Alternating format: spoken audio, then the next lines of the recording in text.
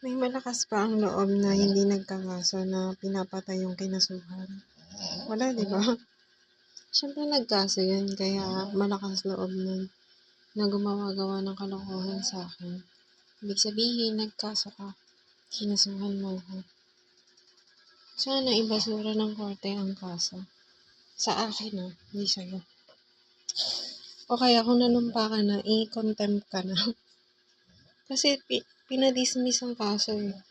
Tapos ginagawan ako ng kalokohan kasi nag-request ako ng retraction na hindi ako yun, na walang ganong storya or walang ganong nangyari na ako yung gumawa ng kung ano-ano na kalokohan. Ang ginawa ko lang, mga hobbies, mga kapaki-pakinabang na bagay. Like painting, ganyan. Nagpe-paint ka. Hindi yung maninira ako ng tao. Nauna ka, nakarinig ako. Nauna ka nun. Tapos yung ginawa mo sa akin, na-access ako. Nang wala akong malay. Tapos pinapatay na ako nang wala akong malay.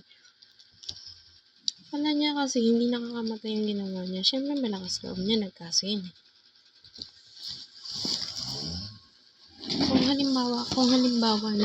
Kung halimbawa na walang kaso or walang hindi naman malakas loob niya. Kasi lalaban ako dyan eh. Lalaban ako dyan, girl. Hindi ako nasiraan ng bait nung pinadinig mo sa kanya. Nakinig lang ako. Kahit na sobrang sakit ng ulo ko. Kahit na nararamdaman ko na dati pa na gumagawa-gawa ka ng kalokohan. Kasi may history ka na nag-aaway-away kayo dyan na kung ano-anong ginagawa mo, ganyan. Kasi may history kayo ng kung ano. So, sino papaniwalaan? Ay, kadiri. Nakakadiri daw yung ginawa mo, sabi ng mga tao. Hindi rin ako makakapaniwala. Nakakadiri. Tapos, nagagalit yung mga tao sa akin bakit wala akong ginagawa. Kasi po, na-restrict ako tapos nauna siya. So, wala akong magagawa. Hindi ko rin pinapansin yun kasi medyo busy ako na ganyan na pala kalala yung ginagawa niya. So, nagkampi-kampihan na.